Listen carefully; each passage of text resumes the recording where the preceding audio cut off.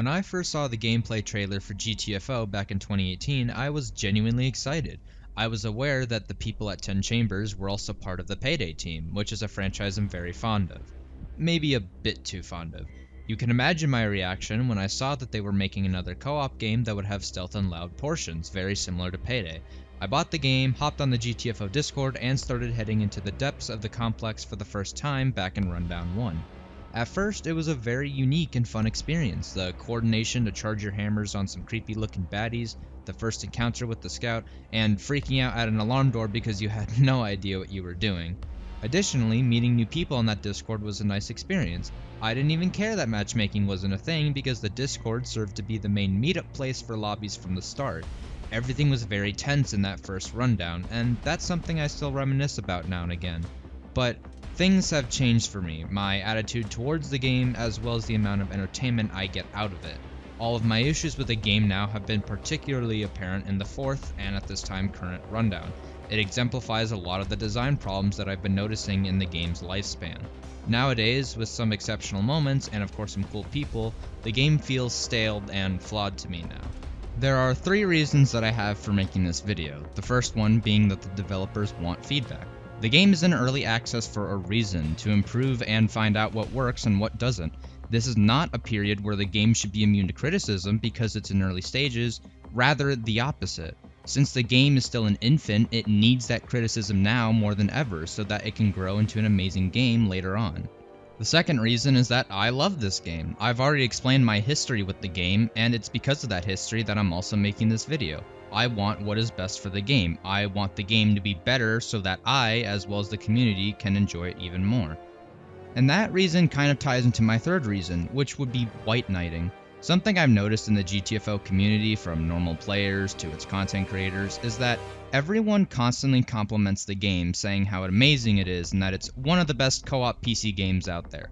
Now, don't get me wrong, this isn't necessarily a bad thing. It's totally fine to say you like something and think it's fun. But the problem is that the game, and therefore the devs, are receiving mostly this overly positive feedback when the game has things that need to be worked on. Of course there are people who point out flaws, call for improvement, and provide suggestions, like the guy you're listening to right now. There just needs to be more people like that. It cannot be underestimated how important honest and firm feedback is for any piece of work, video games included.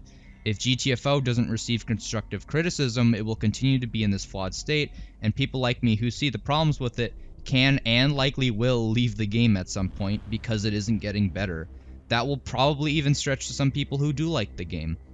If anything, criticizing a game shows that you love it even more because you want what is best for it, and are able to be tough on it for the sake of its improvement. You are able to look at both the positives and the negatives the game has to offer. I apologize if this might seem a bit ranty, but I just thought it would be important to address the amount of white knighting the game receives and has received for a while. Just because a game is new, does something different, and is made by a team of people you appreciate does not mean that it is perfect, not in the slightest. Real quick before I begin the critique, I want to throw out a couple of disclaimers. First, I make a lot of suggestions in this critique. I completely understand that not all of these should be implemented. At the end of the day, this is not my game. But I hope at least some of these suggestions will be taken into serious consideration, as they are meant to reduce staleness and frustration that plague the game currently. Second, I will not be accounting for speedrunning or cheesing strategies as legitimate aspects of the game. They are clearly not part of the game's core design, nor the developer's intentions for the future, so it would be unfair to treat them as such. GTFO, while offering a tense atmosphere and a serious attempt at a genuine cooperative gaming experience, has room for improvement.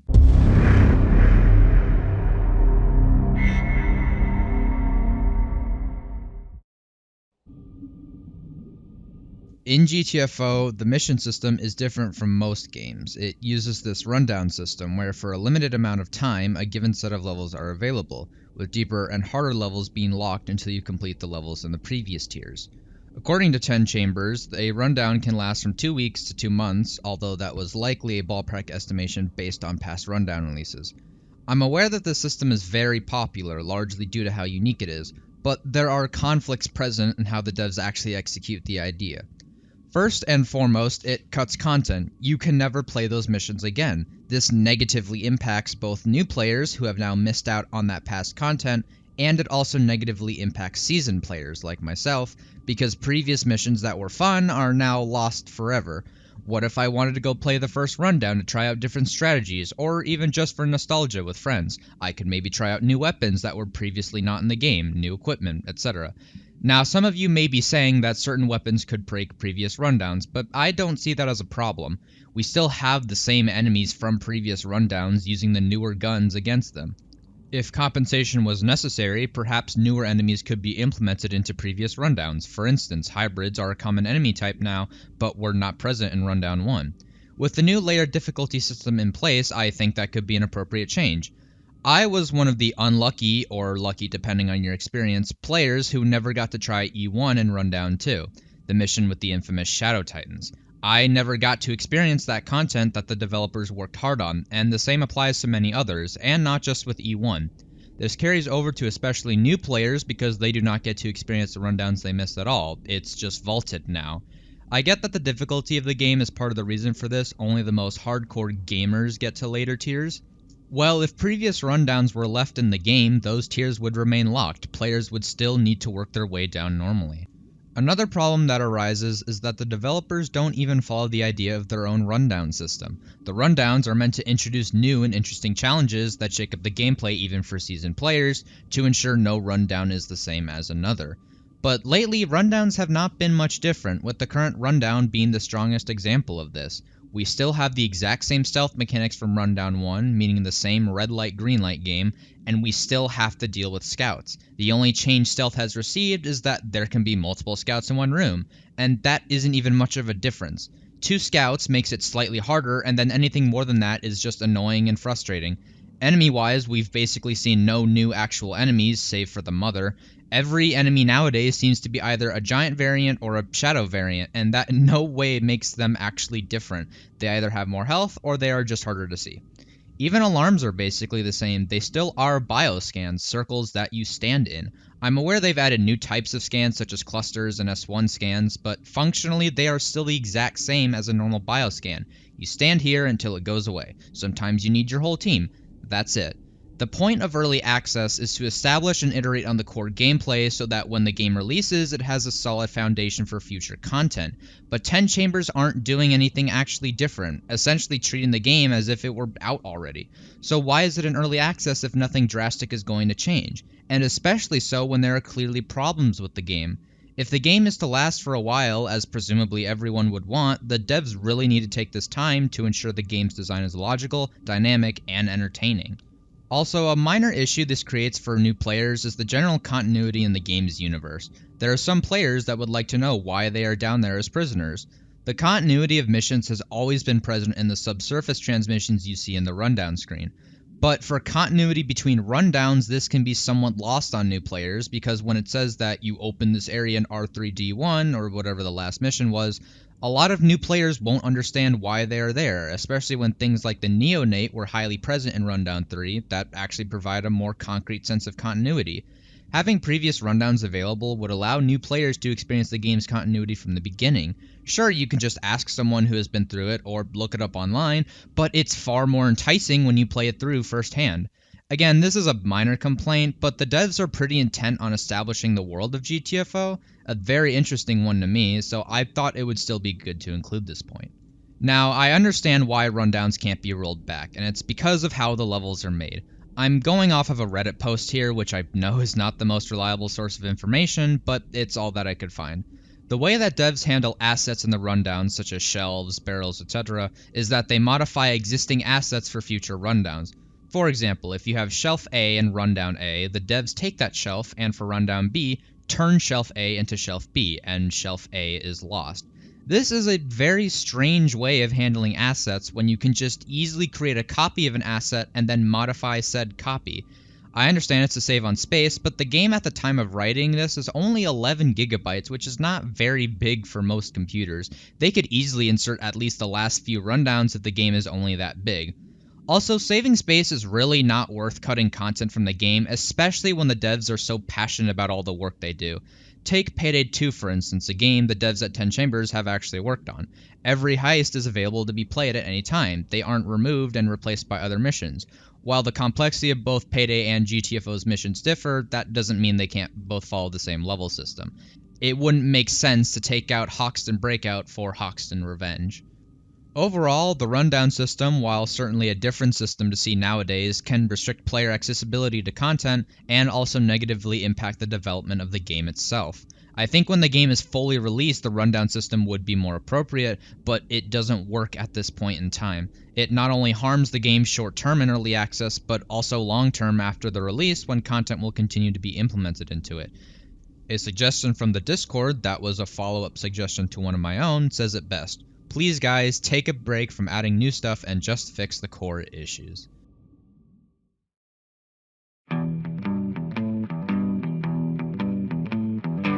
Over the course of the past 3 rundowns we've had, I had hoped to see a better design philosophy when it comes to the guns you have access to. When I opened the 4th rundown for the first time, and after doing some tests, I was honestly disappointed. The new mains, the auto pistol and heavy assault rifle, as well as the new choke mod shotgun special, each have their own set of problems. I also tried out all of the options in a few matches, and they performed suboptimally compared to the other choices. In game design, there's something known as dominant strategy, where one strategy is very clearly the best one, no matter the circumstances. This issue definitely plagues the mains more so than the specials, but it still affects both of them nonetheless. Let's address the mains first. If any of you have played Rundown 3's D1, you know that you saw these guys 90% of the time, with the occasional carbine user who didn't want to conform to the full auto options, or if you were me, took the rifle trying to cosplay as the DMR. I've also seen a few bullpup rifles, and I know there are players who preferred this weapon, but the long reload, at least in later missions where it was more chaotic, was too much of a drawback when the assault rifle and SMG still exist. There is a big reason why this was the case. See, the goal of a main in this game is to be the weapon you use the majority of the time, generally used for the usual hordes. The SMG and assault rifle, both being full auto options with large ammo pools and consistent DPS, excel in this category because they are reliable. In addition to the reliability, both of these options are also very ammo efficient.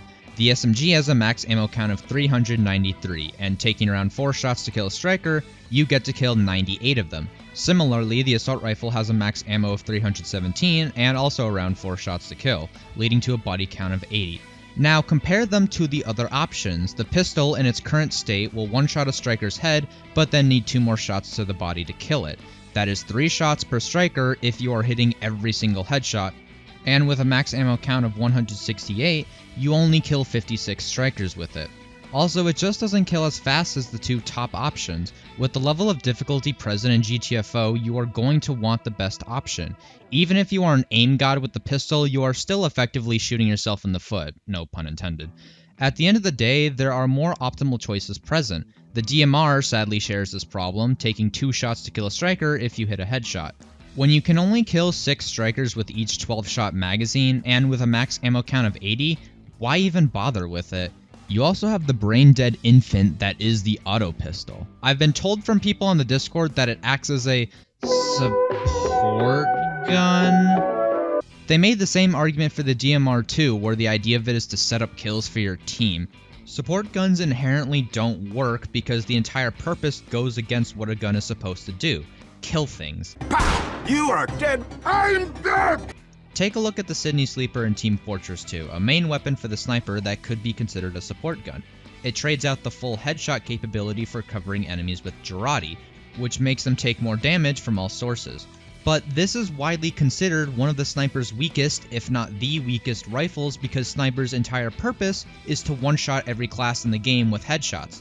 The same problem applies to the auto pistol. Yeah, I could stagger a few enemies with the auto pistol and hope my team shoots them, or I could use a better weapon to kill them myself. You see the problem? It's trying to fill a niche that doesn't work for a main, nor does it really need to. Then there's the heavy assault rifle. This thing is just garbage. I have no idea why you would ever use that dumpster fire. It's a lower fire rate, less ammo, more recoil assault rifle that does basically the same amount of damage as said assault rifle. What's this? A new weapon? The Hell Revolver? Right, because everyone loved Hell guns so much in the past. Well, it can't be that bad, right? It's all yours, Ida. Just don't get run. Or just don't get overrun.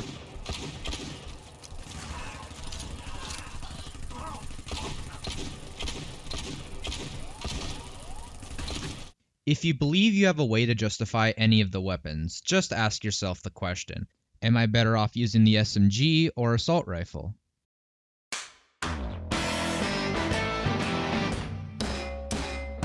Specials have a problematic trend of overlapping purposes. You have your stock 4 options, the 2 shotguns, the revolver, and the sniper. The shotguns are logical special options because they act as fallback weapons. The revolver packs a decent punch because it actually one-shot strikers if you headshot. And the sniper is good for everything else. It can take out titans and scouts in a jiffy, which fills a niche that the mains cannot. Then you have all these retarded cousins that all try to do what the stock weapons already do. The machine gun is kind of supposed to be a good fallback option, being able to spray down hordes swiftly, but this is actually what the mains are for, as mentioned prior, so as a result it fits in really awkwardly with the rest of the special options. Honestly, give it more max ammo, reduce the obnoxious recoil, and it would fit way better into the game as a main, since its purpose is that of a main anyway. At the moment, it comes across as a really weak main that just happens to be in the special slot. You have the choke mod shotgun, which is a really bizarre gun. It's a really long-range shotgun, but it doesn't have a lot of ammo, so it isn't meant to be for hordes. It can one-shot scouts, which is nice, but the sniper also does that. And there is the slight chance of one of the pellets veering off from the scout's noggin, which is not only annoying, but defeats the purpose the choke mod does have of being an anti-scout weapon. The sniper is the obvious better choice for that task. As for titans, in my testing at least, it can take off their heads in one shot, but then takes 3 more shots to the body to kill. Guess what gun does that better? Also the sniper. Dominant strategy is painfully prevalent here. You have the sniper, which not only fulfills a role the choke mod has, but also does something else, so the choke mod becomes a downgrade as a result. And we already have 2 other shotguns anyway, a bit more creativity would be nice. The burst cannon can also take out scouts, taking 2 shots to the front of the head and 1 to the back. Which doesn't sound bad, but the sniper still remains the safest option for scouts because the direction the scout is facing doesn't matter. In addition, the burst cannon can take out titans in 2 bursts, which is 10 bullets out of its 70 max ammo pool, resulting in 7 dead titans. With the recent changes the sniper received, the sniper can take out 3 more titans total, and it can do it faster, only taking 1 well-placed shot. And also with these changes, it can even take out hybrids in one shot, so it is still better than the cannon in that regard. From my experience, as well as that of other players, the burst cannon is really only good against chargers. While I think it would be nice for it to have a bit more use outside of chargers, this is a step in the right direction for what specials should be, which is filling more niche roles. There just can't be this amount of overlap present, and the dominant strategy trend. Okay, first, can we just make the DMR one-shot strikers, please? I know how scary of a change that sounds like, since many players believe that would make it overpowered. But think about it for a second. It would only be able to kill 12 strikers per magazine, which is still not a crazy amount compared to the SMG and assault rifle. And you still would need to hit a headshot every single time in order for it to be useful, so good aim is essentially a requirement. Skill is something the devs want to reward in GTFO, so I don't see why this would be such an OP change. One guy I played with on the Discord made a decent counter argument, saying that if an average wave is 15 to 20 enemies, one guy could clean out 12 of those guys real quick. However, there are a couple reasons why this wouldn't matter. First off, you have 3 other teammates with guns that are also going to be shooting. This is a co-op game after all. And second, even if you were, you would need to be extremely precise to hit every shot. The DMR is still a mid to long range weapon. If you get overwhelmed at close range, you're basically done for, or at least going to take some decent damage. If it still would be considered unbalanced, then maybe decrease the ammo pool and or magazine size of the DMR slightly. With the proposed one-shot striker change, the DMR would be a functional main, which is to say an effective gun for normal hordes. I even made this suggestion in the GTFO Discord, and it seems to be a favored change. #DMR game. Recoil in this game should be different than random. Random recoil is used in a lot of shooters, for instance Payday, to prevent complete brain-dead shooting, as well as providing a level of kick to the guns. However, GTFO is a precision shooter, and with scarcity for ammo, every bullet really can count. I've already mentioned that guns like the heavy assault rifle and machine gun have obnoxious recoil, but the random recoil is present on every full auto option. Instead of this frankly annoying mechanic, there are 2 alternatives I propose. One would be to have recoil patterns like in CSGO, though probably not to the same extent since GTFO is not a competitive PvP shooter. Patterns would reward players skillful enough to learn the patterns, and shooting would feel much more than a nail gun on crack. Obviously, this wouldn't be present on semi-auto weapons, but perhaps this could be implemented on the burst options as well, such as the carbine, to even out the skill gap between burst and full auto. At the moment, burst guns have straight up and down recoil, making them easier to use. The second alternative, if some are oppositional to that idea, would be an accuracy system. Your first few shots are very accurate, but as you shoot longer, that accuracy starts to drop, making your shots less reliable. It would reward controlled bursts that encourage rapid dispatching of enemies, but still offering full auto as an option if you start to get overwhelmed. Also, the important thing is that it's consistent, and in a precision Horde shooter, this is nothing short of crucial. Due to the strange design philosophies for the main and special weapons, there's not a lot of room for balancing. Mains are meant to be all-rounders, so any weapon that falls slightly behind in that regard is subpar as a result. Specials are a mixed bag of fallback options and super niche options, resulting in a lot of overlap. So in order to create more flexibility in design and balance, there could be a third weapon slot. The specials would act as the fallback options, staying at low ammo counts generally, and this third slot would be for those niche options like the sniper and burst cannons meant for specific situations like Titan or scout busting.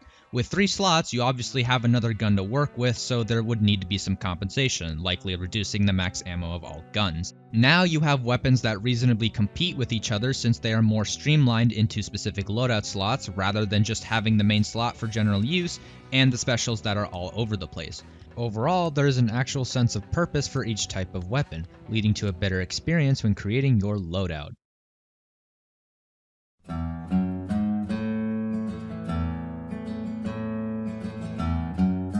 The tools in this game are meant to serve different purposes based on what you decide to take. You have turrets for firepower, biotracker for tracking enemies in both loud and stealth, the C-foam launcher for reinforcing doors and occasionally freezing enemies, and the mine deployer for AoE.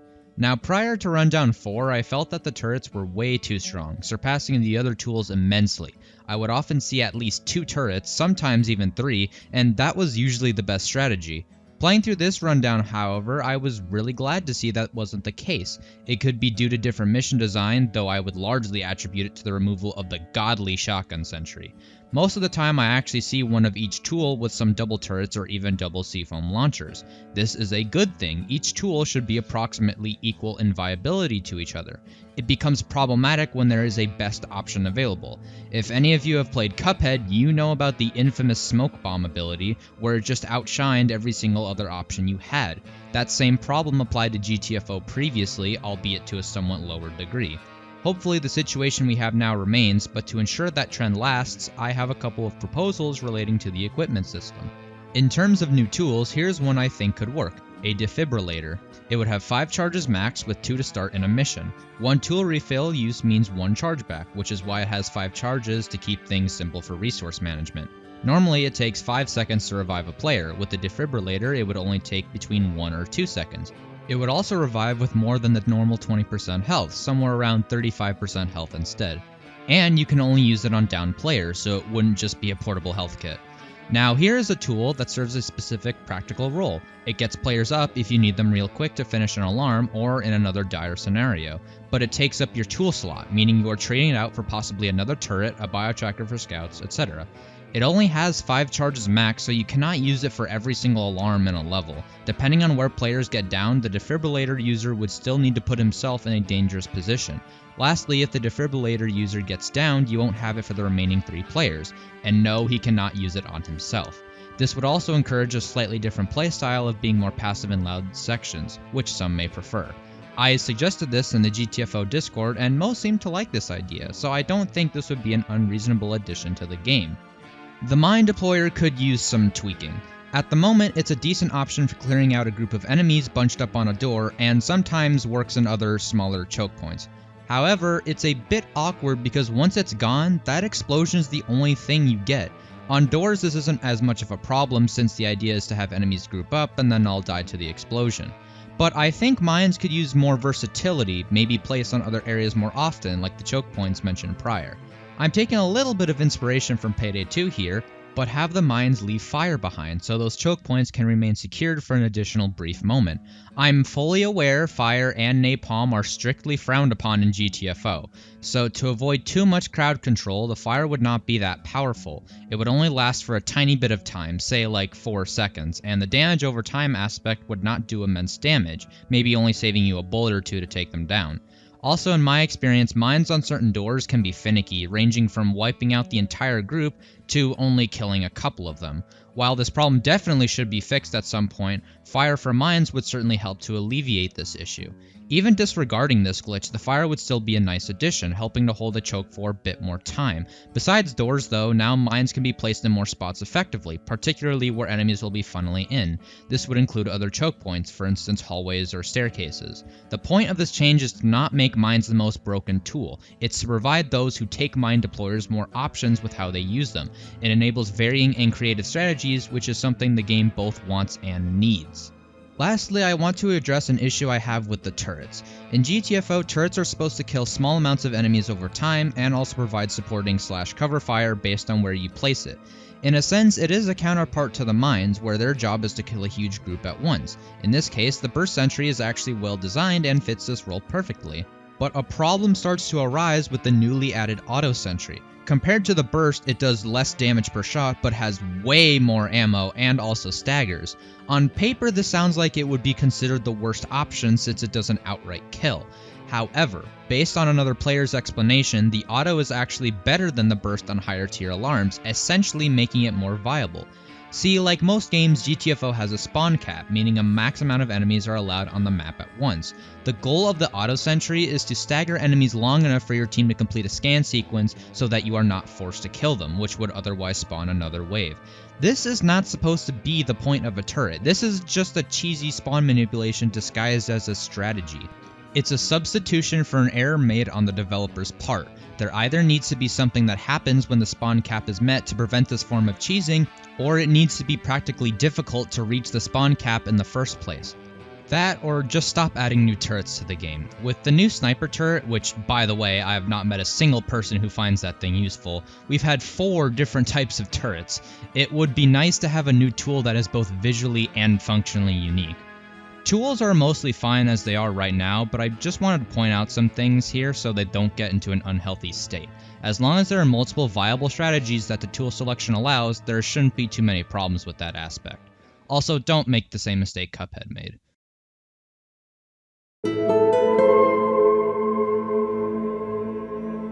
Consumables are supposed to be minor bonuses that reward you for scrounging around for boxes and lockers. Each one should have a distinct role, but not have that much of an impact. That is what your main loadout is for. Consumables are kind of all over the place in terms of their usefulness. Many of the consumables overlap with already existing tools, which make them the best because they fall into the same level of viability as those main tools. The Seafoam Grenade and Trip Mine do what the Seafoam Launcher does, and the Explosive Trip Mine does what the Mine Deployer does. If you have the choice between a Lock Melter and a Seafoam Grenade, you're probably going to take the latter. Honestly, I would remove these 3 items from the game. They discourage the usage of other consumables because they apply to most scenarios, while things like the long-range flashlight get left behind. Yeah, you could take that flashlight for a dark room, but what if there is no dark room? Or any dark rooms aren't even that problematic. But that explosive trip mine, that will be unquestionably more useful for the upcoming alarm.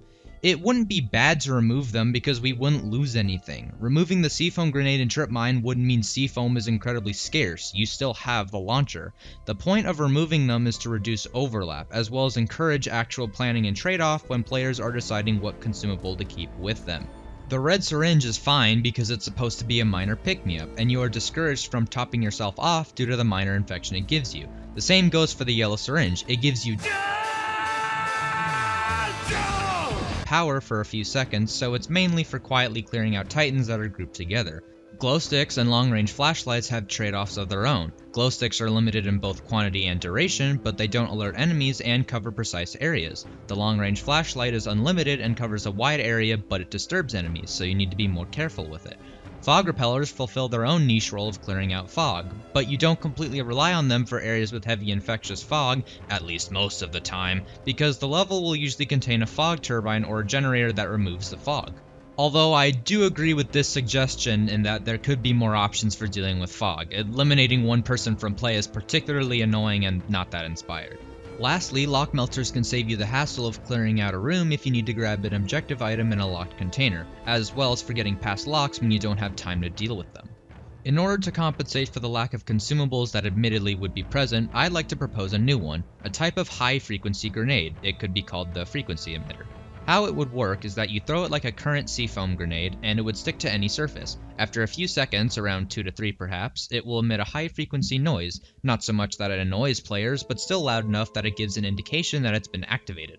In terms of lore, it wouldn't be far off to say the creatures in the complex have more sensitive hearing than humans.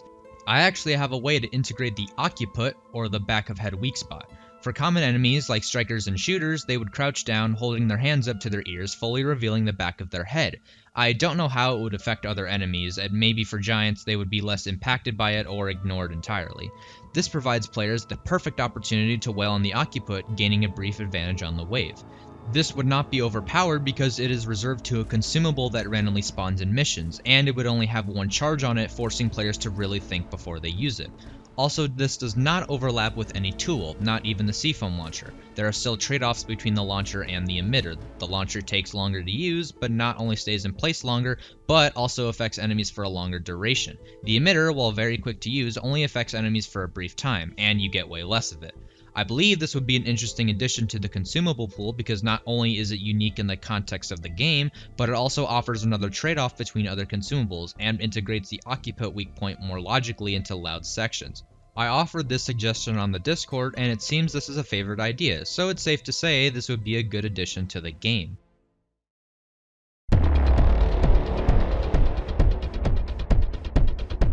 Enemies in GTFO, while visually very creative in their level of terror and disgust, need some work in their gameplay functionality. Right now, almost every enemy, with the exception of the mother boss and the scout, is a variant of the striker or shooter. Let's go through them one by one. Giant strikers and shooters are just that, giant strikers and shooters. Their only main difference are their health pools, as well as the range of their attacks. Functionally, they are not different, and due to their movement speed and attack speed, not even really that threatening, so they become really boring to fight really quickly. Especially when you consider there are weapons like the recently changed sniper that are built to deal with them. The chargers share the same tongue attack as the strikers, so they are essentially the same enemy. Except now it just doesn't have a weak point, or at least a weak point that makes sense. Their head doesn't count, and you are never going to see their back in a loud scenario. Yes, they have a pummel attack, but all that does is keep you from trying to melee them, and I still see people trying to melee them anyway.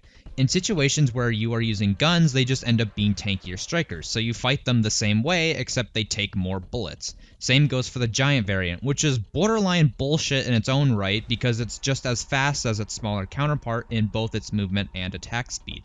Shadows and their bigger cousins are just invisible versions of normal strikers and their bigger cousins. They are the same enemy, just hard to see now. You don't handle them any differently in stealth scenarios other than using your flashlight slightly more. They basically have the same stale stealth loop with everything else. The hybrids are literally a shooter and a charger combined with the health pool of a giant. They act like a giant in stealth, requiring a coordinated charge, and in loud you just shoot them in the head, like with nearly every other enemy. The only common enemy I would consider actually functionally different and enjoyable to encounter are scouts, because they force you to play around them differently than other enemies. I used to see them as an actual threat, but since you can touch their tentacles and still kill them easily, I don't know how much water that still holds. Besides that, no common enemy is functionally different from a striker or a shooter, and therefore requires no different kind of interaction between them and the players. The lack of enemy variety is a huge contributor to the game's overall staleness. When you have the same enemies over and over again with stat swaps and slightly inconveniencing mechanics, you get sick of fighting them. Games like Doom Eternal, Quake, and even Payday 2 to an extent all have great enemy lineups that either encourage or reward players who approach them with specific strategies. As a result, these games can go for hundreds of hours without feeling repetitive because they force you to adapt to different situations based on what is thrown at you. Payday 2 specifically has a group of enemies known as specials that each have a unique role that make them a threat. Shields block damage from the front. You need to either flank them, use explosives, or have an armor-penetrating gun. Tasers and snipers punish you for being out in the open, with tasers stunning you and snipers chunking your health immensely. Bulldozers punish you for staying in one spot, with their incredible tankiness and preference to rush a position making them a huge threat. Cloakers force you to be vigilant because they have the potential to instantly down you. And medics force you to prioritize them due to their ability to revive any enemy nearby, excluding cloakers. And these enemies become even more threatening when they are combined, a fairly infamous combo being the medic and the taser. You can either focus the medic so you only have to kill the taser once, but risk being stunned before that happens. Alternatively, you can focus the taser so he can't stun you, but the medic will get to revive him at least once.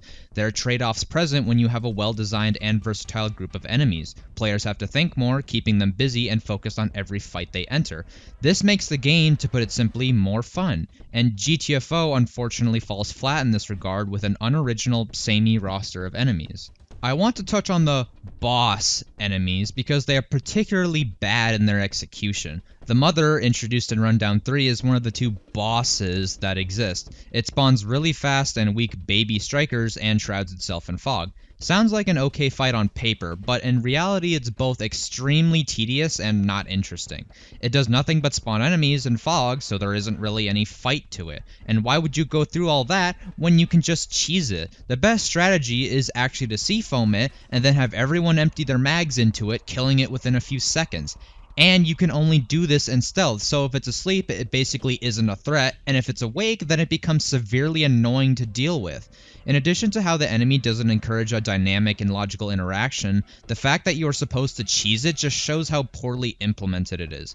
The exact issue applies to the newly added tank, the other boss enemy. The intended way to fight it is to have one player distract it while the other three wail on the tumors behind it. Even though I've never experienced the intended fight, the only time I've seen it, we just used 8 mines to insta-kill it, which again demonstrates the problem with how bosses are handled in this game.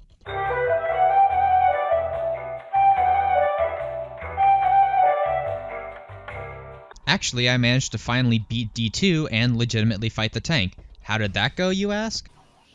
What are you gonna do, Green? He's got a plan. Alright.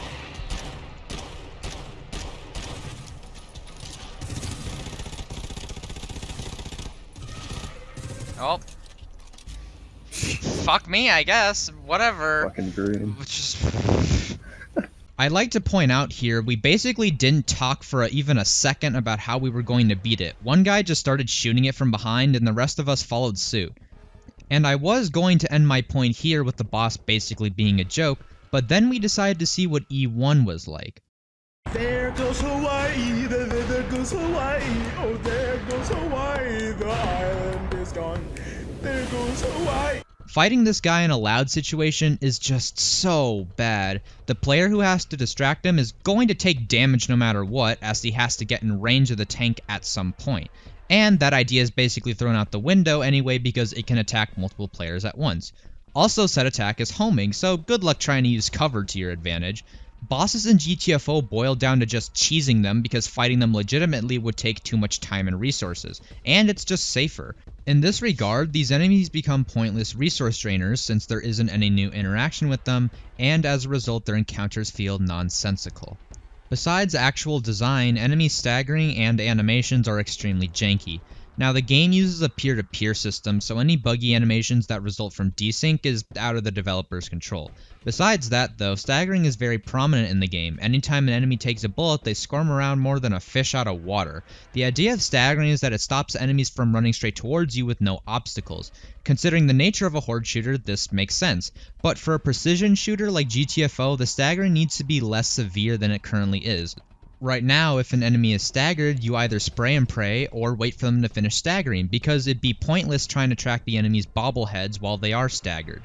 And combined with the random recoil I mentioned earlier, engagements feel very awkward and aren't satisfying. I tend to wait for enemies to stop staggering in an effort to conserve ammo, but from doing this it slows down the suspense of the fight because I'm constantly waiting in between taking shots just so I can continue shooting the head. Staggering, at least in its current form, really comes across as a nuisance, and ironically enough, discourages the precision GTFO encourages. There has to be something that replaces the random staggering. The idea would be to add some more dynamic interactions with the normal enemies. This suggestion from the GTFO Discord would be a great idea in my opinion. Dynamic gore, blowing of specific body parts, could have certain effects on enemies, like how in the first rundown, blowing off the head made them run slow. If it runs on all fours, then blowing off an arm or leg to the bone could slightly reduce its speed or make it easier to stagger as it can't hold its balance, while taking out its head slows its reaction speed, and taking out the midsection might reduce its attack range or disable the tongue entirely, as strikers seem to keep their tongue in the stomach region, forcing them to act like armored strikers and run at you and hit you. There would be a couple of features of this I would leave out, like the easier to stagger part, because that would just make shooting enemies more obnoxious and lead back to the original problem. But the general idea of this would provide an interesting trade-off when dealing with enemies. Do you shoot the head, which does more damage but does not hamper the enemy at all? Or do you go for a leg or an arm to slow them and reduce their overall effectiveness, making it easier to hit their head? This would make fighting enemies more entertaining because not only is more gore always satisfying, but it provides different options for how to deal with them, while not being annoying with random extreme staggering, making shooting the hundreds of strikers more engaging. Another suggestion I would make is for, not surprisingly, a new enemy, and there are a ton of possibilities for this. However, I want to clarify two things, the first being that there can only be so many enemy types present in GTFO, at least in one mission. Otherwise, it would result in an overwhelming and overcomplicated gameplay loop. The second reason is that the enemy needs to be actually functionally different. A lot of suggestions I've seen from the Discord are still using the same archetypes of current enemies. For instance, a lot of people keep suggesting scout variants, but we don't need 3 different types of scouts. The scout on its own is a threatening and well-designed enemy. Look what happened when a scout variant was introduced. They just threw a splash potion of invisibility at it. If people want different scouts, maybe that's a sign that the original scout needs to be changed. But I digress. An enemy type I would introduce is some sort of really mobile enemy. Now, there can always be changes to enemies later on, but here are a couple of general traits I've come up with. First off, it would prefer to traverse walls and possibly ceilings, rarely being on the ground. This would force players to be more aware of their surroundings, as there is now a threat that is not on just the floor. It would try to leap on one of the players, maybe it would be called the Leaper, instantly downing them. Wait, hold on. Before you call this guy broken, hear me out. An insta-down enemy, while coming off as annoying, actually provides a real threat for players, even veterans. The Cloaker from Payday 2 is a great example of an insta-down enemy. The reason many insta-down enemies are criticized is because they feel cheap and have very little actual counterplay. The Cloaker, on the other hand, has a couple of distinct giveaways. First, they constantly produce a humming noise, like static, that gets louder the closer you are to them. Vigilant players will know to listen for this, and it is a pretty distinct sound despite all the shooting that likely is happening. The other giveaway is... Ow, my fucking ear. If you don't hear that noise, you are either deaf or are a masochist. It's a short window, but it's an extremely clear indicator that someone is about to get down. It rewards those who can react fast and dispatch the Cloaker before he does the deed. So for my GTFO enemy, here's how he could specifically behave. He will find a wall that has a line of sight to its target player. Once he has established line of sight, he will let out a very distinct roar, then start to rapidly skitter on the wall towards its target, possibly making another distinct noise akin to footsteps. If lighting is a problem, like for instance dark rooms making it impossible to see the Leaper, he could glow a distinct color, or only his eyes could glow to give him some extra spook.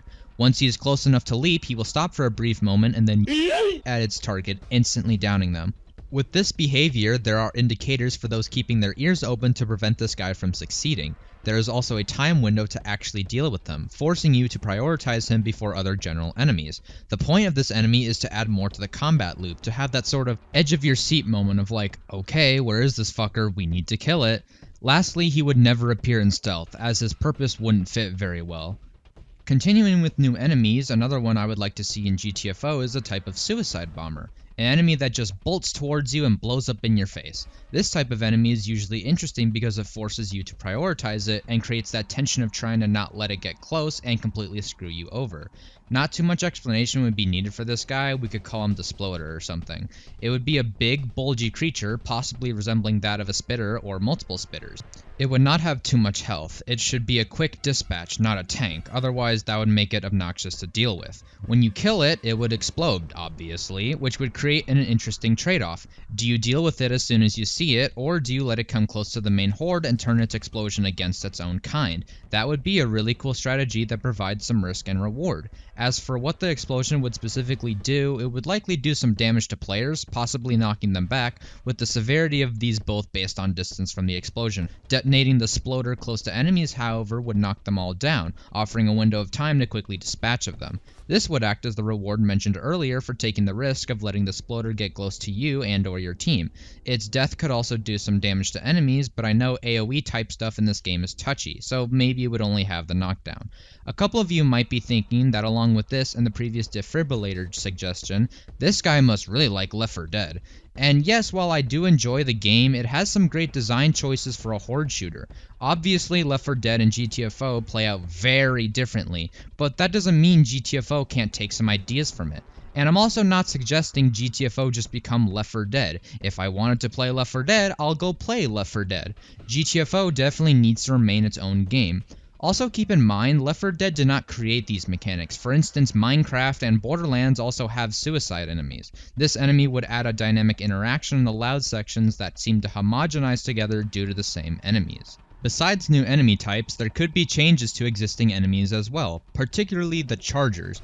In stealth, I think these guys are fine. They are completely African American, so they are hard to see at certain angles in a room based on lighting. You have to hit them in the back if you want to kill them solo, so there is a level of thought that goes into positioning. In loud, however, Chargers could be more creative and entertaining to fight. As mentioned earlier, they are basically tankier strikers due to their tongue attack and prefer to punch you. Since their weak spot is in their back, yet they try to run up in your face and pummel you, its design contradicts itself. That weak spot is pointless if there is no actual logical way to reach it. So here's a rework I would propose for them. They are called Chargers, right? Have them actually do a charge. The charge would undoubtedly be telegraphed somehow with sound, animation, etc., giving players time to react. If the charger hits a player, it would need to be pretty punishing, maybe around 20 to 30 health, which would also provide an incentive to not just stay at 20 health, and possibly a knockdown, although the knockdown might be a bit much for a somewhat common enemy. If they hit a wall or some other prop, however, due to their speed and spikes that cover their bodies, they get stuck and spend a few seconds trying to pull themselves out. Now you have the perfect window to wail on that weak spot in their back, acting as your reward for not getting your ass handed to you. This way, the weak spot actually makes sense and can be properly taken advantage of in a loud scenario. They wouldn't always charge, however. If you are near them, either from standing next to one that gets alerted in stealth, standing next to them after they pull themselves out of a missed charge, etc., they would still go for the pummel on you. Also, remove their striker tongue attack. It's pointless and does not help differentiate them from strikers. This means you are encouraged to keep your distance on them in order to bait out the charge, but also makes them a huge melee threat, which is what they are supposed to be anyway. This rework is designed to make fighting Chargers more intuitive, but especially more fair. This behavior allows for counterplay by players who are able to exploit the Charger's weakness. Lastly, we need to talk about these fuckers, the Spitters. They're supposed to be these extra threats that force you to use your flashlight on them. However, the problem with them is that they aren't actually a huge threat. If you are in a room with a lot of sleepers, then they work a bit better because you have to manage both the large amounts of enemies as well as them, so you use your flashlight a bit more decisively. In a lot of rooms, though, there are very minimal sleepers, so the Spitters turn into nothing more than nuisances that occasionally drop your health, and not even by a lot. If you clear a room, you still have to just shine your light on them to avoid their inconvenience. That's what I would call them, inconveniences. I would say just remove them entirely. They are not fun to deal with, and I'm sure many of you, myself included, have always just been annoyed when one goes off. Oh, you only shined your light at 9 of the 10 Spitters in your path. Guess you lose 5 health and take some infection. They could be reworked into a future mechanic, but please get these things out of the game. I have not spoken to a single soul that likes dealing with them. Enemies in GTFO need more depth in them if this game wants to last, and I assume the devs as well as the community want that. In terms of their visual and audio design, they are really good. Fucking hell, one of the developers' literal children voiced the babies that spawned from the mothers. That's pretty fucking awesome. But the gameplay functionality department really needs some work.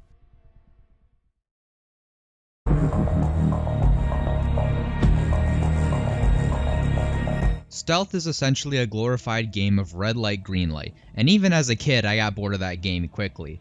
I mentioned earlier that GTFO became very stale for me after the first couple of rundowns, and the stealth is a very big reason why. Every stealth room essentially boils down to walk up to enemy, smash enemy, walk up to other enemy, smash other enemy, ook ook. If there are 2 enemies, you just do the same thing, and if there are more than 2 or a giant, you have your teammates join you in the cycle. This gameplay loop has become so empty and uninspired that in rooms with only a few enemies, which is most of stealth in GTFO, you sprint in with hammers purely because it's quicker, even if some of you take a couple hits. Besides the bullshit rooms that have 20 plus enemies in them where stealth turns into a pipe dream, the remaining stealth portions consist of scouts, which are actually well-designed stealth portions until you have more than 2 scouts in a room. You cannot just keep stacking scouts in rooms and call it harder. I recently completed a C2 prisoner efficiency run, and there were easily 16 plus scouts throughout the entire level.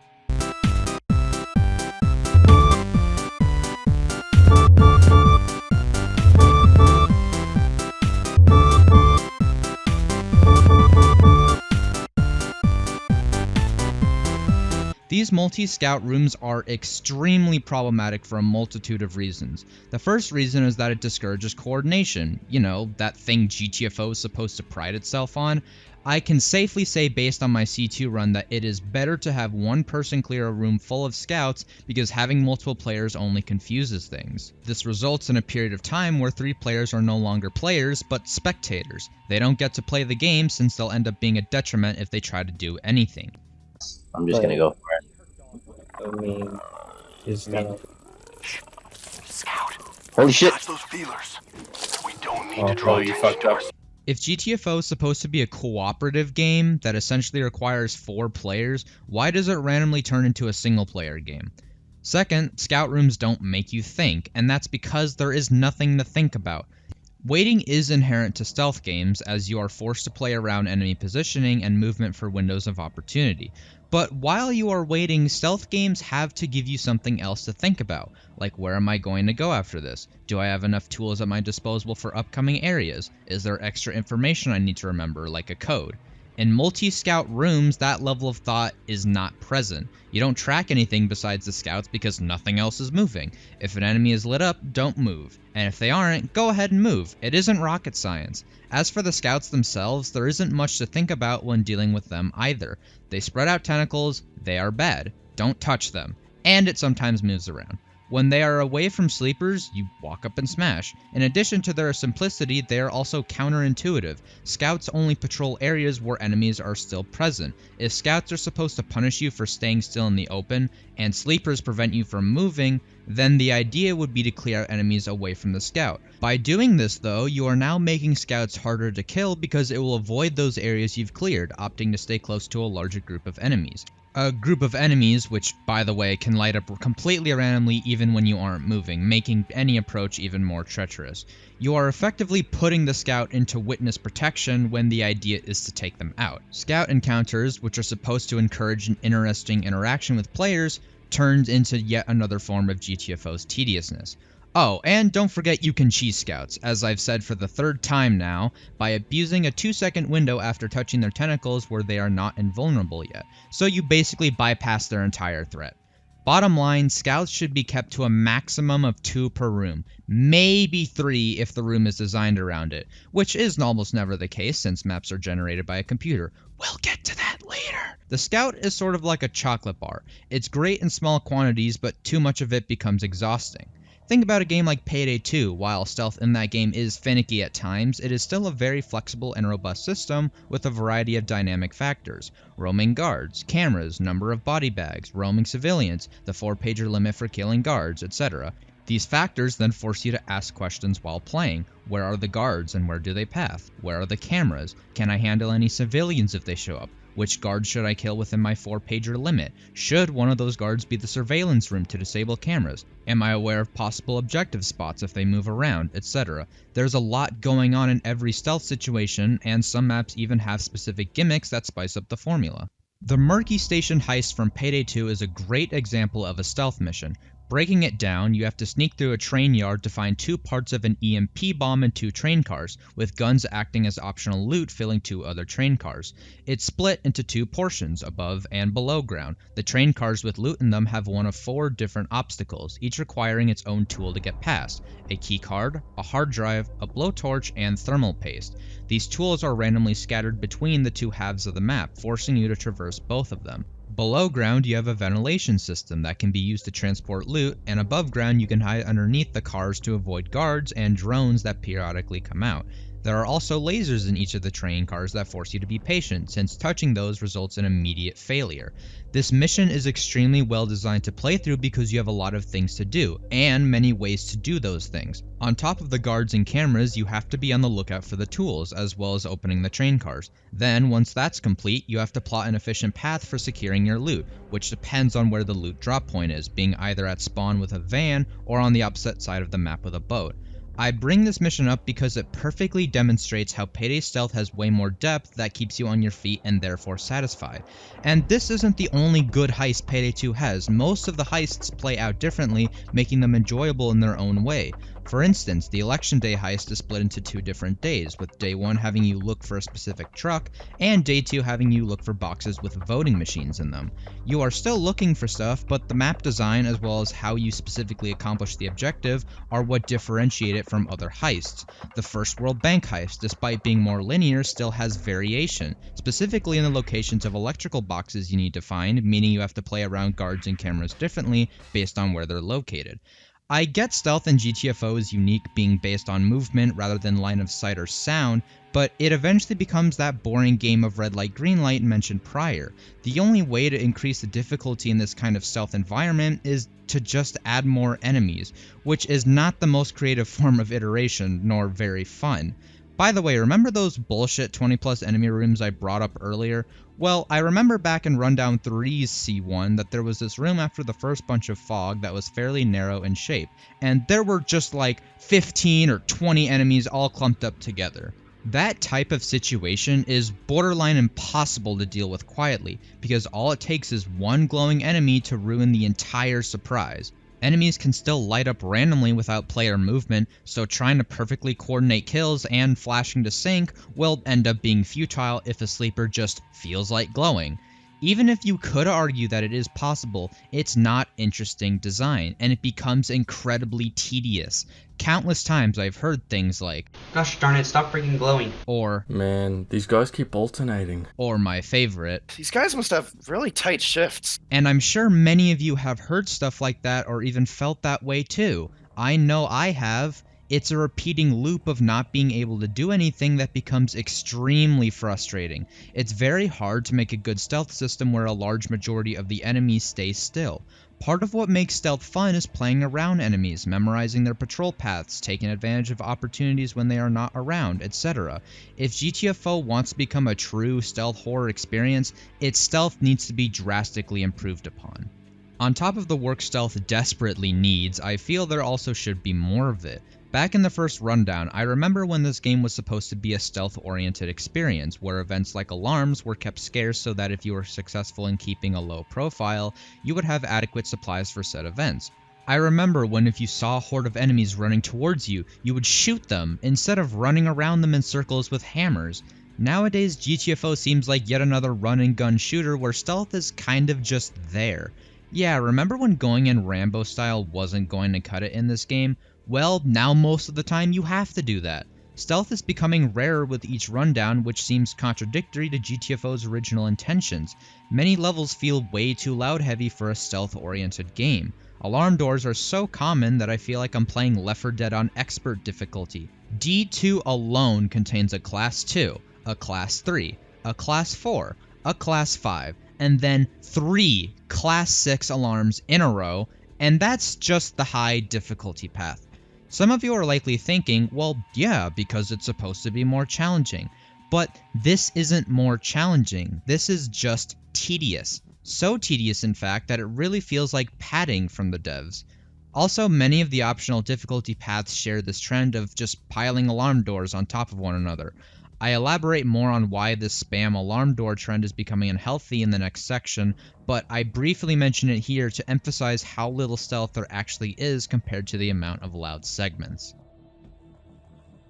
There are plenty of additions that could be made to stealth, but here's an idea for an existing enemy: shooters as roaming enemies. First off, they are not as common as strikers, only making up about 15 to 20% of most rooms, so this wouldn't be a nightmare to deal with. As for their behavior, they would still utilize a glow mechanic, but now it would be based on line of sight. When a shooter spots a player, they will stare them down, with their glow growing brighter over time. After perhaps a second of line of sight not being broken, they will scream and alert the room. If line of sight is broken, their glow would rapidly dim, taking longer based on how bright their glow became.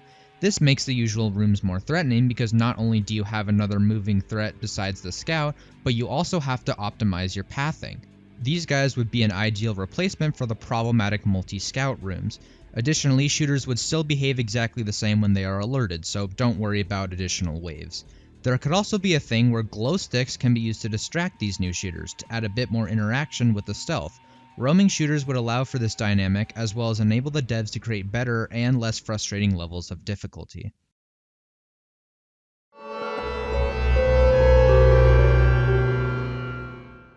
Loud is definitely the better out of the two gameplay loops in GTFO, though that isn't to say it doesn't have problems. Besides stuff I've mentioned earlier like annoying enemy staggering and awkward weapon design, the current loud mechanics are starting to feel stale. And by loud mechanics, I really just mean the bioscans. They aren't that interesting anymore. It is essentially walk and stand in the circle until it goes away. This actually becomes more than stale, crossing into frustrating territory when the map just isn't built around the scan placements, and you end up getting swarmed in such a way where no amount of preparation would have helped you. Oh, okay.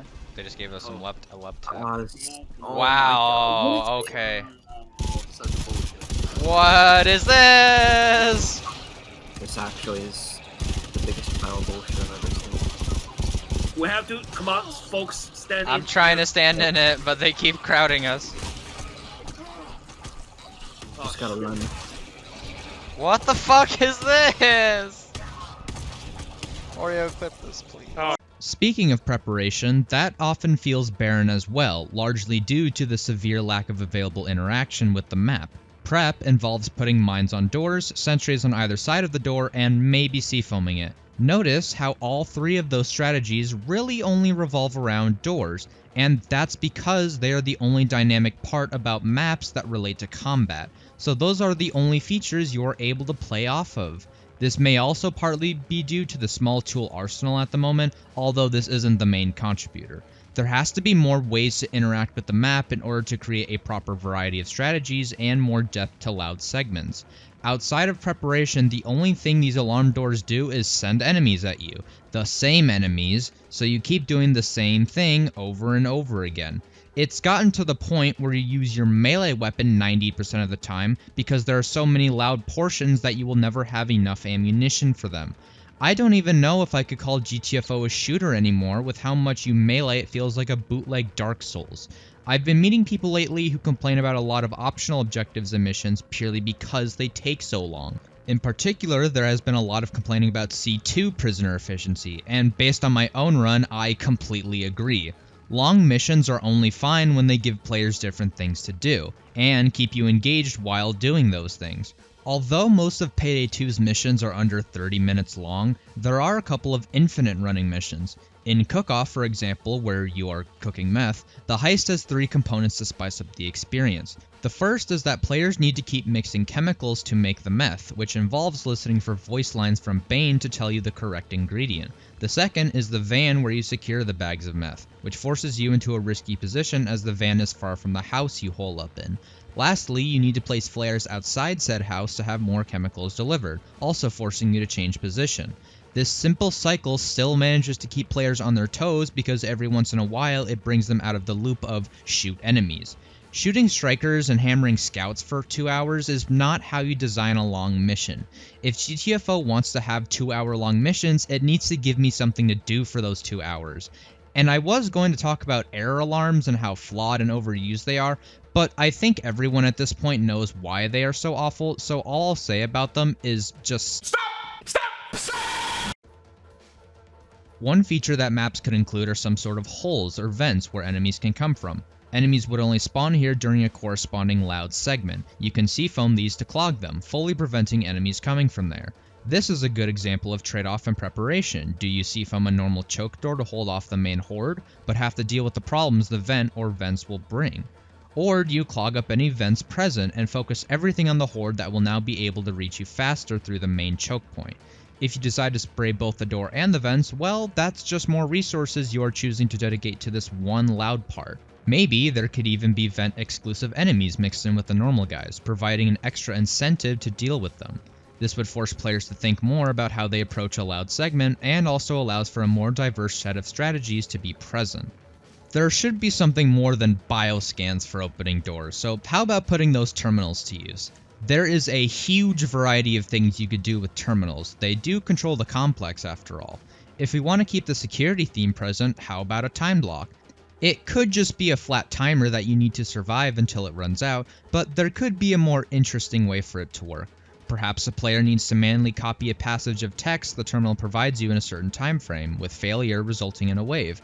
Alternatively, maybe you need to type in a command in a given terminal, followed by the terminal redirecting you to another terminal on the map, either in the same room or maybe a few rooms away. While you look for the terminal, there would be waves present, incentivizing you to clear rooms with terminals before you begin this process. The specifics could be different obviously, but the main point is to have something else besides bioscans. And while on the topic of security doors, how about we move away from them at times? Have something else that allows for movement between parts of the level, lowering a bridge, blowing up a section of rubble, even riding a tram car Half-Life style. Just something else besides big blue security doors that we can look forward to. Lastly, this isn't a suggestion, but I felt it would be awkward to put this before the suggestion, so I want to address it here. My biggest problem with Loud is the kiting meta we currently sit in.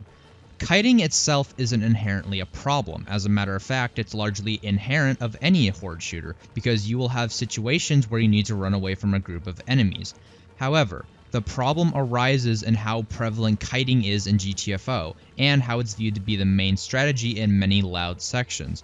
I can remember countless instances where 3 people in my lobby have gone down and the last man standing has to run around the map for the next 5 minutes so they can come revive everyone. GTFO is supposed to be a tense, unforgiving game where a few mistakes, or even one, can lead to a failed expedition. I find this hard to believe when we are still able to win despite 3 players being out of commission and 20 to 30 enemies still present. In that scenario, based on the challenging nature of GTFO, we deserve to lose. Whether it was mispositioning, missing shots, or poor planning from the start, the complex's inhabitants should have eaten us alive.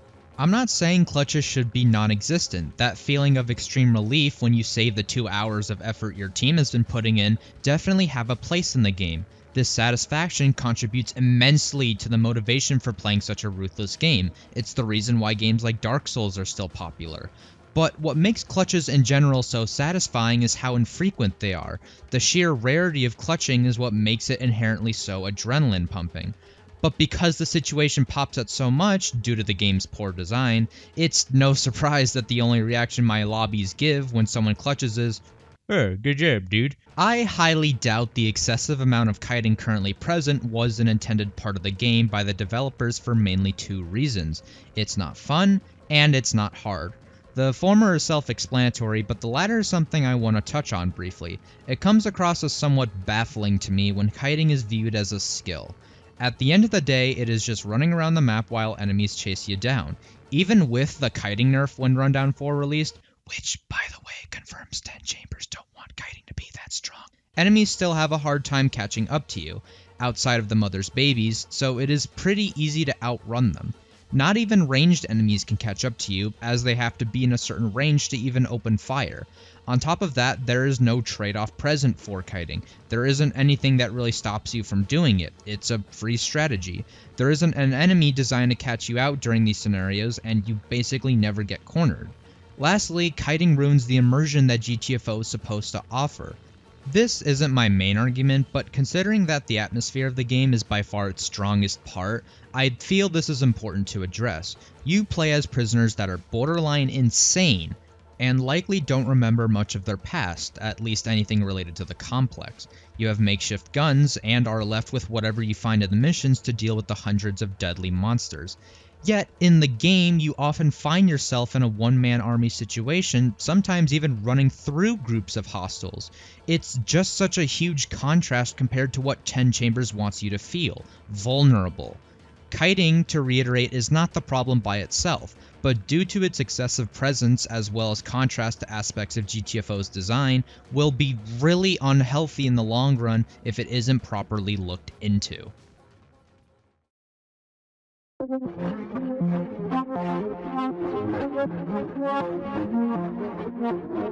Levels in GTFO are made very strangely for a game of this kind. As confirmed by community manager Doc Red, a computer generates the layout of the map, and then the developers go in and modify it so that it is playable. This presents a lot of problems, unfortunately. First off, maps will genuinely be unintuitive and awkward to navigate. I get this aspect somewhat contributes to the overall atmosphere of the complex being an extremely shady, unfamiliar, and underground facility. I still think that should be the case, but there are a lot of times when it's just downright frustrating. For my first couple of runs of the new A3, there was this one room right after the extreme bulkhead. It was pitch black and full of random pathways and objects scattered, and it was extremely weird trying to pass through it. And that happened a lot since there are like 3 doors in that room that go to other places. A general trend is that you have random catwalks, overly abundant staircases, and just dead ends that not only contribute nothing to the gameplay, but even remove some of the immersion of the world. Come on, what engineer would build a 3-foot long hallway and then just put a wall there? Another huge issue is that maps feel extremely padded and big for the sake of being big. Now, being big isn't inherently a bad thing, but when there is no substance to it to keep players satisfied, it makes traveling through these levels feel like much more of a trek than it needs or should be. There are plenty of rooms that only serve to have more enemies in them with resources that half the time won't even be useful. And there are rooms that are just flat out empty, serving literally no purpose gameplay-wise. Again, it's the complex, it is supposed to feel intimidating in size, but it needs to contribute something more to the actual game. Otherwise, you are sacrificing enjoyment for a tiny bit of world building and atmosphere. Additionally, a bit of a minor point to the maps feeling empty, the levels blend together in their layouts. When I was writing this part, the only distinguishable part about Rundown 4's missions I could think of was that one of the B-tier missions has a generator. Already not a good sign that I can't remember which B mission has the generator. But then I go into the game and they both have generators. So not only layout wise do the maps not stick out, neither do their objectives. And before you criticize my memory, let me ask you this. What is the objective of C1 off the top of your head? What about Rundown 3 B2? What about Rundown 2 A2? I'm willing to bet at least most of you would have to look those up because they don't stick out enough for people to remember. Lastly, and arguably most importantly, is the difficulty, or rather lack thereof. Since rooms are randomly generated, many stealth and loud segments suffer immensely because they aren't designed around them. There is no rhyme nor reason to the stealth parts, you just go where there are the least enemies and work your way in, the same process every single time. Except when there are 15 guys next to each other, then you go fuck yourself. It contributes to how it gets stale very quickly since it doesn't encourage actively thinking about how to approach a given situation, which is what GTFO wants, so it's not fun. And the loud parts, unless choke points happen to be in favorable spots, become extremely unfair and encourage borderline manipulation of enemy AI, which is not what the game is supposed to be designed around. Perfect example, from my first GTFO video on an R3D1 run, there was this infamous alarm room that everyone said was the hardest part. It's extremely open and does not let players take advantage of any features of the room because there are none. Every time I did this goddamn alarm, it boiled down to a gigantic clusterfuck that honestly looks like a joke when you show it to someone and tell them this is a challenging game. The scans are smack dab in the middle of the room, and since you have to stand still there for the scans, you are just going to get overwhelmed at some point no matter what, resulting in the clusterfuck you are watching now. Maps that are manually designed are just objectively better than maps that are procedurally generated, because there is a human brain behind it. Computers don't think like humans, they don't account for the gameplay loop that devs and players expect. They don't care about whether levels are intuitive or not, they just make rooms. If GTFO is going to be a hard game that requires proper planning, coordination, and positioning in order to succeed, the maps absolutely have to reflect that. Why? Why can't 10 Chambers be bothered to make their own levels? Why do we as players have to put up with the auto-generated messes?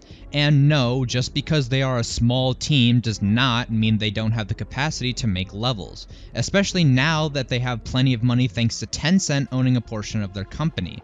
There are a ton of games that have been made by only one person: Undertale, Stardew Valley, Unturned, and even Bright Memory, which is a borderline AAA game with how it looks and plays.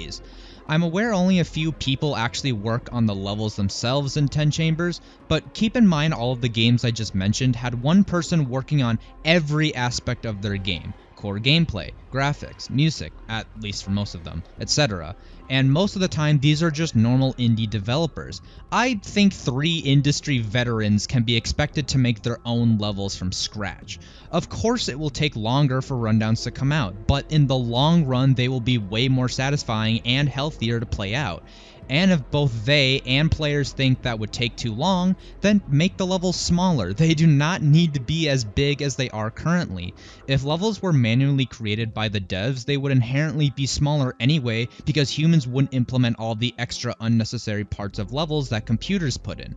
I don't see why it would be a bad thing that levels would be smaller, other than slightly hampering the feel of the complex.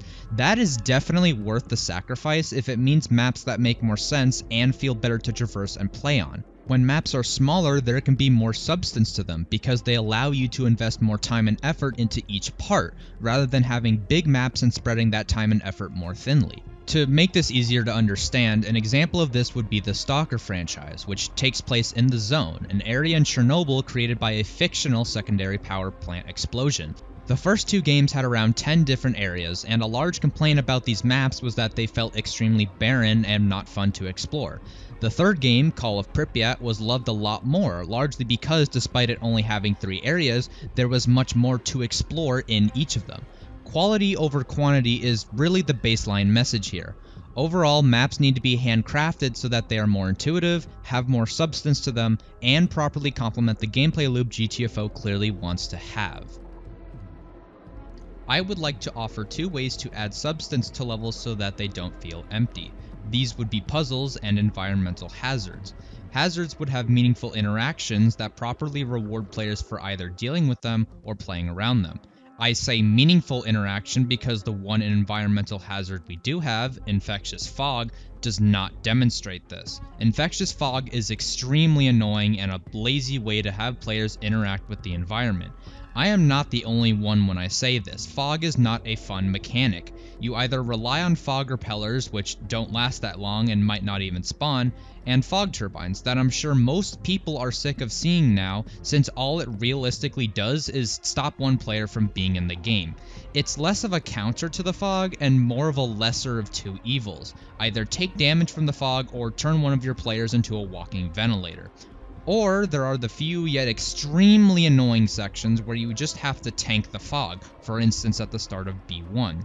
There are countless sorts of hazards that could exist in the complex. 10 Chambers have created a foundation with a lot of potential for various things, like booby traps, explosives, lasers, etc. There could even be a sentry gun that would be part of a room, and you could have different things to do with it, shutting it down from another room, hacking it to shoot enemies, etc.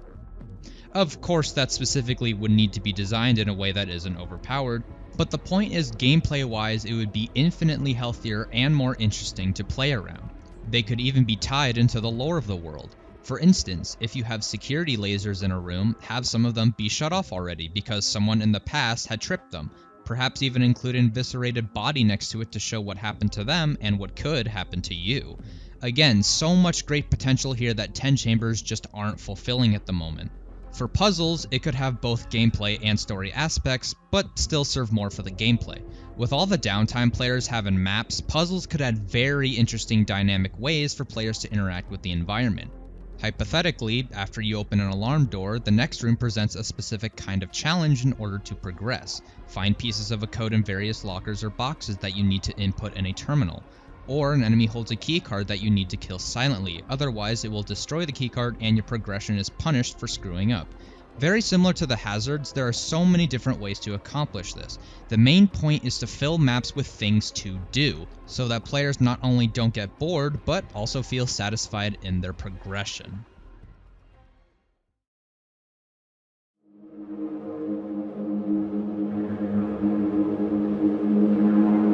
So, do I think GTFO is a bad game?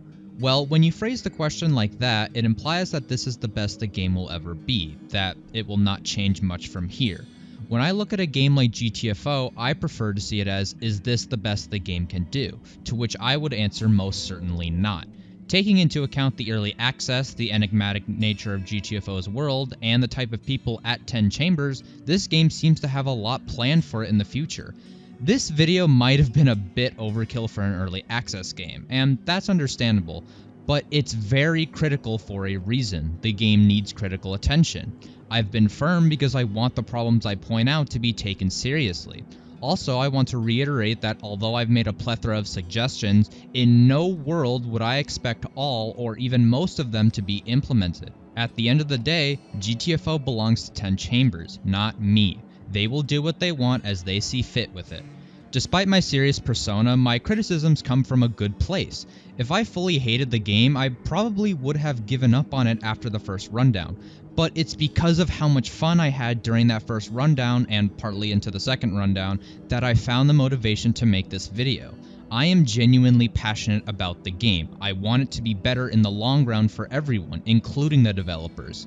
Speaking of the developers, I would like to clarify my stance on them. Honestly, I used to adore 10 Chambers when I first heard about GTFO. I've played the PAYDAY franchise a ton, which they have worked on, and I thought they would continue to put out amazing work with this new, true horror co-op experience. The graphics, as everyone is aware, are amazing for a team of 10 Chambers size.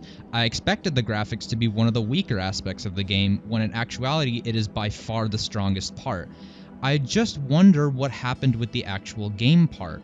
I feel they are either losing the passion that I initially witnessed in their interviews, or aren't expressing it greatly enough. Recent rundowns have just fallen flat in almost every aspect. Pointless weapons, uninspired enemy types, poorly made levels, all of this stuff.